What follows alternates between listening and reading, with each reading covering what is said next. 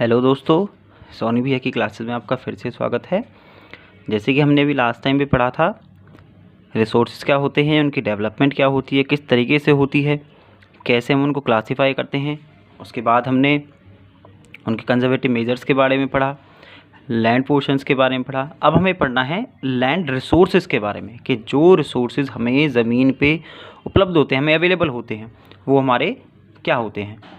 तो हमें इस टॉपिक में लैंड रिसोर्सेज के बारे में, उनके यूटिलाइजेशन के बारे में, इन सब चीज़ों के बारे में पढ़ना है। दोस्तों, लैंड रिसोर्स क्या होता है? लैंड एक नेचुरल रिसोर्स है जिसकी इंपॉर्टेंस हमारे लिए बहुत ज़्यादा है। मीन्स हम कह सकते हैं अटमोस्ट, मीन्स अधिकतम, सबसे ज़्यादा इंपॉर्टेंस हमारी लैंड की ही होती है, क्योंकि ये हमारा सबसे इम्पोर्टेंट रिसोर्स है। इम्पोर्टेंट इसलिए है कि हमारी जो नेचुरल वेजिटेशन, यानी कि जो भी चीज़ें हमारी, जितनी भी प्राकृतिक वनस्पतियाँ हैं, पेड़ पौधे, जो भी हमारे प्रकृति में हमारे पास उगते हैं, वो सारे हमारे ज़मीन पे उगते हैं। जितने जंगली जानवर रहते हैं वो भी ज़मीन पे रहते हैं। हम इंसान लोग हैं, हमारी जो लाइफ है उसको सपोर्ट करने भी हमें लैंड पोर्शन चाहिए। स्पेशली जैसे हम देख सकते हैं, हमारी जो इकोनॉमिक एक्टिविटीज़ होती हैं, एक्टिविटीज़ मीन्स कोई भी काम, इकोनॉमिक मीन्स जिससे हम पैसा कमा सकें, अपनी आर्थिक स्थिति को सही कर सकें। हमारा ट्रांसपोर्ट का सिस्टम है और कम्युनिकेशन सिस्टम है, वो सभी हमारे लैंड पोर्शन की वजह से ही पॉसिबल हो पाते हैं।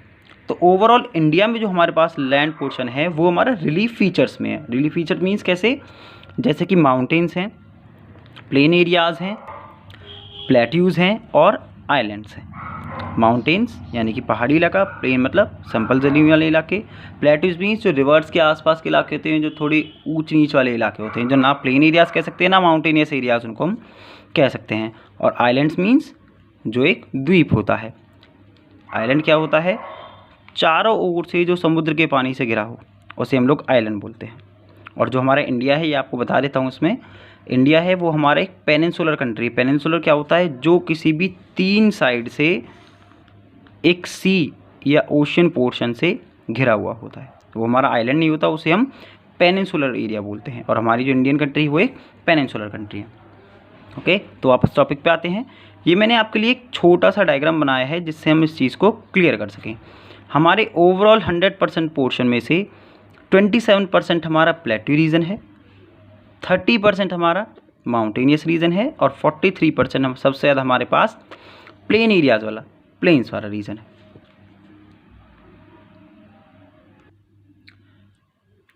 43% जो हमारा प्लेन एरिया है वो हमें फैसिलिटीज़ प्रोवाइड करता है, जैसे कि हमारे एग्रीकल्चर के लिए, इंडस्ट्रीज़ के लिए, रहने के लिए, आने जाने के लिए, इन सब चीज़ों के लिए। 30% जो हमारा माउंटेनियस एरियाज़ हैं, जो माउंटेन सरफेस हैं, वो हमें फैसिलिटीज़ प्रोवाइड करते हैं हमारे इकोलॉजी, यानी कि हमारी पर्यावरण के लिए। और सबसे ज़्यादा मेन वो हमारा इफेक्ट करता है हमारे टूरिज़्म एक्सपेक्ट के लिए, यानी कि जिससे हम यात्राएं लोगों को कराते हैं, टूरिस्ट लोगों को घुमाया करते हैं। उसके बाद 27% जो हमारा प्लेट्यू रीजन बचता है, वो वहाँ पर हमारे बहुत सारे रिजर्व्स हैं, मिनरल्स के, फॉसिल फ्यूल्स के, फॉरेस्ट के। ठीक है। उसके बाद हमें पढ़ना है लैंड यूटिलाइजेशन के बारे में। ये हमारा बहुत ही इंपॉर्टेंट टॉपिक है इस चैप्टर के रिगार्डिंग। लोगों को लगता है ये कुछ टफ है, इसमें कुछ वर्डिंग्स होती हैं, लेकिन ये बिल्कुल भी टफ नहीं, बहुत ही ईजीएस्ट टॉपिक है। इसमें हम पढ़ते हैं जो हमारे लैंड रिसोर्स है, यानी कि हमारे पास जो ज़मीन है उसको हम यूटिलाइज, यानी कि उसको हम यूज़ कैसे करते हैं, उसका इस्तेमाल कैसे करते हैं। सबसे पहला पोर्शन हमारे पास आता है फॉरेस्ट, जंगलों के लिए, हमारी ज़मीन पर जंगल होते हैं। सेकेंड पोर्शन हमारे पास है land not available for cultivation, जिसमें हम कल्टीवेशन यानी कि फसल नहीं बो सकते हैं। Barren and waste land, waste land यहाँ पर होता है हमारा, जैसे कि हमारा डेजर्ट एरिया हो गया, या बहुत ज़्यादा ग्लेशियर टाइप जो हमारा लैंड पोर्शन हो गया, जहाँ पर हम लोग खेती बाड़ी बिल्कुल भी नहीं कर सकते हैं, या जो ज़मीन हमारी बैरन मीन्स बंजर हो जाती है, उसे हम लोग बैरन या वेस्ट लैंड बोलते हैं। नॉन एग्रीकल्चरल यूजेस, यानी कि जिस ज़मीन पर हम लोग, जैसे मान लो हमने रोड्स बना दिए, फैक्ट्रीज़ बना दी, इंडस्ट्रीज़ बना दी, कॉलोनीज़ बना दी, उन्हें हम लोग नॉन एग्रीकल्चरल यूजेस के साथ भी कह सकते हैं। अदर कल्टिवेटेड लैंड, ये फैलो लैंड से अलग है। फैलो लैंड क्या होता है उसको हम अभी पढ़ेंगे। Permanent pastures and grazing land, यानी कि जो हमेशा के लिए परमानेंटली, जिनको चरवाहों के लिए छोड़ दिया जाता है। Land under miscellaneous tree crops groves, Grove means होता है दोस्तों बाग, जो हमारे बाग बगीचे होते हैं, यानी कि जहाँ पर हम बहुत सारे पेड़ पौधों को सिर्फ बाग बगीचों में फल के लिए, फूलों के लिए उन जगहों को छोड़ देते हैं, उसे हम लोग इस टॉपिक का नाम देते हैं। कल्टिवेबल वेस्टलैंड, जिसको हम छोड़ देते हैं 5 सालों से भी ज़्यादा, यानी कि जिस ज़मीन को हम लोग 5 सालों से भी ज़्यादा समय हो जाता है उसे हम बिना किसी सिंचाई के, बिना किसी खेतीबाड़ी के छोड़ देते हैं, उसे हम कल्टिवेबल वेस्टलैंड बोलते हैं। अब बात आती है दोस्तों फैलो लैंड्स की। फैलो लैंड मीन्स क्या होता है? करंट फैलो, यानी कि जो अभी बिल्कुल करंट में जिनको फैलो किया, यानी कि छोड़ देना। करंट फैलो कौन सी ज़मीन होती है? लेफ्ट विदाउट कल्टिवेशन फॉर 1 और लेस देन 1 और more than 1 year to regain its fertility. ये वो ज़मीन होती है जिसे हम लोग कल्टीवेशन के बिना छोड़ देते हैं। उसका टाइम 1 साल से कुछ कम हो सकता है, 1 साल हो सकता है, या 1 साल से थोड़ा सा ज़्यादा हो सकता है, जिससे कि वो एरिया जो हमारे पास होता है वो अपनी फर्टिलिटी को गेन कर सके, उसकी जो मिट्टी होती है वो अपनी उपजाऊता को दोबारा से प्राप्त कर सके। Other than current fallow, current fallow यानी कि इस पोर्शन से अलग 1 साल से ज़्यादा जो ज़मीन छोड़ी जाती है, left for past 1 to 5 years, यानी कि जो पिछले 1 से 5 सालों तक के समय के लिए छोड़ दी जाती है, जिस पर कोई भी बुआई या सिंचाई या हम कह सकते हैं फसल नहीं बोई जाती। लास्ट में हमारा आता है net sown area. Net means exact, sown means जिस पर हम फसल बोते हैं। ये क्या होता है दोस्तों? An area which total crops are grown only once in a year, यानी कि जिसमें जो हम फसल बोते हैं साल में एक ही बार वो की जाती है। जितनी भी क्रॉप्स हैं पूरे साल में एक ही बार उस पर हम बोते हैं और उसके बाद उस ज़मीन को कुछ समय के लिए छोड़ देते हैं। अब हमने लैंड यूटिलाइजेशन के बारे में पढ़ा था, अब हम पढ़ते हैं लैंड यूज़ पैटर्न, तरीका इन इंडिया, कि हम इंडिया में जिस तरीके से हमारी ज़मीन यूज़ होती है वो कैसे होती है, उसका पैटर्न, उसका तरीका क्या है। इससे हम 2 तरीके से डिटरमाइन करते हैं, 2 फैक्टर्स हैं, फिजिकल, ह्यूमन। फिजिकल मीन्स क्या है? जैसे कि हमारी टोपोग्राफी, हमारा क्लाइमेट, हमारे सॉइल टाइप्स। ह्यूमन फैक्टर्स क्या है? पॉपुलेशन डेंसिटी, लोगों की जनसंख्या को रहने के लिए, culture, traditions and technological capabilities के लिए। हमारे पास जो ओवरऑल ज्योग्राफिकल एरिया है दोस्तों वो है 3.28 मिलियन स्क्वायर किलोमीटर एरिया, लेकिन इसका एग्जैक्ट डेटा हमारे पास अवेलेबल नहीं है। हमारे पास जो ओवरऑल डेटा है वो सिर्फ 93% का है, क्योंकि हमारे पास नॉर्थ ईस्टर्न पार्ट्स में कई ऐसी स्टेट्स हैं जिनका एग्जैक्ट पूरा रिपोर्ट हमारे पास नहीं है, सिर्फ असम को छोड़ के। कुछ ऐसे एरियाज़ भी हैं जम्मू कश्मीर के जो पाकिस्तान और चाइना ने एक्वायर कर रखे हैं, जो ऑक्यूपाई किए हुए हैं, उनकी भी हमारे पास एग्जैक्ट डिटेल्स या रिपोर्ट्स अवेलेबल नहीं है। अब बात आती है दोस्तों हमारे पास हमारे लैंड को यूज़ करने की। जो हमारा जनरल लैंड यूज़ है, आमतौर पर हम जो ज़मीन को यूज़ करते हैं वो कैसे करते हैं, और ये diagram exam point of view से बहुत ही ज़्यादा इम्पॉर्टेंट है, याद रखिएगा। रिपोर्टिंग एरिया 100%, यानी कि हमारा जो ज़मीन का यूज़ होता है एग्जैक्टली 100%, उसको हम किस किस तरीके से करते हैं। मैंने आपके लिए 2 डायग्राम्स बना रखे हैं, एक है जनरल लैंड यूज़ कैटेगरी 1960 61 और एक है 2003 एंड 2004, यानी कि अप्रॉक्स 40 साल बाद किस लैंड यूज़ पैटर्न में कितना चेंज आया उसे हमें पढ़ना है। यहाँ पर हमने कैटेगरीज बना रखी है डायग्राम में, ये ओवरऑल एरियाज़ हैं और इन्हीं एरियाज़ को हमने यहाँ पर डिफ़ाइन किया हुआ है, ये आप एग्जैक्टली देख सकते हैं। यहाँ पर हम देख सकते हैं पर्पल कलर में जो है area under miscellaneous, means miscellaneous tree crops and groves, यानी कि जहाँ पर हमने बाग बगीचे बनाए हुए हैं। पहले हमारे पास 45% था, अब वो एरिया 43% है। फॉरेस्ट एरियाज़ पहले हमारे पास 18% थे, अब ओवरऑल को जिसमें डेवलपमेंट हुआ तो हमारे पास 22.57% है, और ये सिर्फ 2003 और 4 की बात है, यानी कि आज से तकरीबन 17 साल पहले की। बैरन एंड अनकंट्रोलेबल वेस्टलैंड, जो ज़मीन बंजर हो जाती है, जिसको छोड़ दिया जाता है, पहले हमारे पास थी 12%, अब हमारे पास 6.29% है। कल्टिवेबल वेस्टलैंड पहले हमारे पास 6.23% थी, अब ये हमारे पास 4.41% है सिर्फ। परमानेंट पेस्चर ग्रेजिंग लैंड, यानी कि जिसको शुरू से ही ओवरऑल ग्रेजिंग के लिए, चरवाहों के लिए, भेड़ बकरियों के लिए, इन चीज़ों के लिए चरने के लिए छोड़ दिया जाता है ग्रेजिंग के लिए। पहले हमारे पास 4.71% था, अब ये 3.45%। Area under non agricultural uses, यानी कि जहाँ एग्रीकल्चर नहीं, यानी कि खेतीबाड़ी नहीं करें, लेकिन फिर भी वो ज़मीन हमारे पास यूज़ हो रही है हाउसिंग, कॉलोनीज़ के लिए, रोड्स के लिए, इंडस्ट्रीज़ के लिए, हर एक चीज़ के लिए जो ज़मीन हमारे पास यूज़ होती है। हम लोग रेलवेज़ का सिस्टम सेटअप करते हैं, एयरवेज़ का सिस्टम सेटअप करते हैं, रोडवेज़ बनाते हैं, सब कुछ करते हैं, रहते हैं, घूमते हैं, इंडस्ट्रीज़ को बना रहे हैं, स्कूल बना रहे हैं, हॉस्पिटल बना रहे हैं। तो ये सारी चीज़ें क्या हैं? नॉन एग्रीकल्चरल यूजेस, यानी कि वो लैंड यूज़ तो हो रहा है लेकिन एग्रीकल्चर की नहीं है।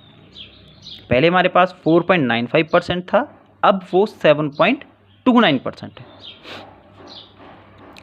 करंट फैलो लैंड, यानी कि जिसको तकरीबन 1 साल के लिए छोड़ दिया जाता है। पहले ये 3.73% था, अब यही ज़मीन 7.03% है। नेट सोन एरियाज़, पहले ये 1.50% था, अब 1.10%, इसमें बहुत ज़्यादा चेंज नहीं आया था। Fellows other than current fallow, यानी कि जिस ज़मीन को हम 1 साल से ज़्यादा टाइम के लिए छोड़ देते हैं, 3.50%, 3.82%, यानी कि इसमें भी बहुत ज़्यादा चेंज हमारे पास नहीं आया है। नेक्स्ट टॉपिक, उसको हमने देख लिया कि हम ज़मीन को यूज़ कैसे करते हैं। अब हमारे पास टॉपिक आता है कि हम ज़मीन को यूज़ तो कर रहे हैं, लेकिन जो वेस्ट लैंड है वो कैसे होता है, किस तरीके से बनता है, क्या क्या उनके इफ़ेक्ट्स होते हैं, क्या क्या उनके कॉजेज़ होते हैं, उनको हम कैसे दूर कर सकते हैं, या फिर इसको हम कैसे जान सकते हैं कि वेस्ट लैंड कितने टाइप का होता है, ये हम पढ़ेंगे इस टॉपिक में। ये हमारा है लैंड डिग्रेडेशन, ज़मीन का बेकार हो जाना।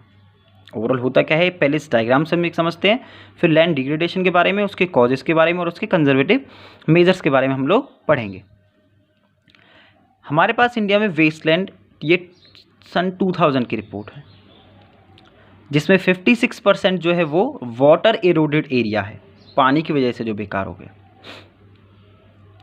28% रेड कलर वाला फॉरेस्ट डिग्रेडेड एरिया है, जो जंगलों में बेकार हो गया। 10% विंड एरोडेड एरियाज हैं, और 6% सलाइन एंड एल्कलाइन लैंड, यानी कि जो ज़मीन खारी हो जाती है, जहाँ खारे पानी की चीज़ें ज़्यादा होती है, सलाइन मीन्स नमक वाले पानी की ज़्यादा होती है, तो वो ज़मीन अपनी फर्टिलिटी खो देती है। हमारे पर approximate 130 million hectares of degraded land है इंडिया में, जिसका अप्रॉक्सीमेट 28% जो पार्ट है वो फॉरेस्ट डिग्रेडेड एरिया है, जैसा हमने अभी पढ़ा। 56% जो पार्ट है वो वाटर एरोडेड एरिया है, जो सबसे ज़्यादा मेजर है।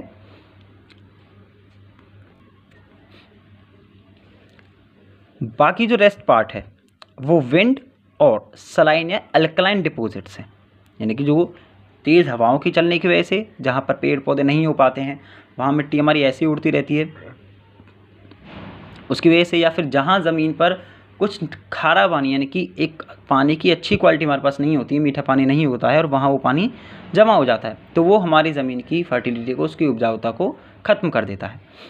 अब लैंड डिग्रेडेशन एग्जैक्टली होता क्या है? लैंड क्वालिटी डिक्रीज, ज़मीन की जो क्वालिटी है, उसके जो गुण हैं, जितनी भी उसके अंदर गुण होते हैं, उसकी क्वालिटीज़ होती हैं, वो कम होती चली जाती हैं। किसकी वजह से? नेचुरल एंड ह्यूमन एक्टिविटीज़, इसमें दोनों ही एक्टिविटीज़ इंक्लूड है। Which makes it unfit for cultivation, जिसकी वजह से वो खेती बाड़ी करने के लिए अवेलेबल नहीं हो पाती, उसके लिए फिट नहीं हो पाती है। इसके हमारे पास कारण क्या है? ओवर ग्रेजिंग, खासकर राजस्थान, गुजरात और महाराष्ट्र ऐसे इलाकों में बहुत ज़्यादा ग्रेजिंग, यानी कि चरवाहे उसको बेहिसाब यूज़ करते हैं।